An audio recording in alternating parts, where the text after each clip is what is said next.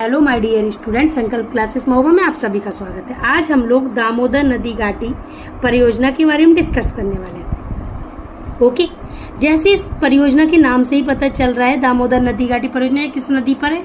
दामोदर नदी पर। किस नदी पर है? दामोदर नदी पर। ओके, अब दामोदर नदी को क्या बोलते? इसे बोलते बंगाल का शोक। क्या बोलते? बंगाल का शोक। जो दामोदर नदी परियोजना ये बाढ़ नियंत्रण के लिए बनाई गई थी, बट जो दामोदर नदी है ये इस पर बंगाल में ज्यादा बाढ़ और प्रदूषण के कारण इस नदी को क्या कहते हैं? बंगाल का शोक कहते हैं। ओके, अब जो ये दामोदर नदी परियोजना थी ये कब स्टार्ट हुई? ये स्वतंत्र भारत की पहली परियोजना है। ये स्वतंत्र भारत की पहली परियोजना है, पहली बहुउद्देशीय परियोजना है, पहली बहुउद्देशीय परियोजना है। ओके माय डियर स्टूडेंट्स, ये 1948 में इसका उद्घाटन हुआ। इसका उद्घाटन किसने किया? भारत के प्रधानमंत्री जवाहरलाल नेहरू जी ने। ओके, इन्होंने उद्घाटन के समय क्या कहा था? जो ये बहुउद्देशीय परियोजनाएं हैं इन्हें आधुनिक भारत का मंदिर कहा। आधुनिक भारत का मंदिर कहा। ओके, और इससे जो ये दामोदर नदी घाटी परियोजना है ये विद्युत उत्पादन में विशेष सहयोग करती है। विद्युत उत्पादन में विशेष सहयोग करती है।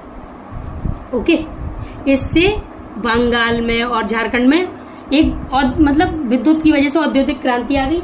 जो ये परियोजना थी, इस परियोजना की रूपरेखा, इस परियोजना की रूपरेखा संयुक्त राज्य अमेरिका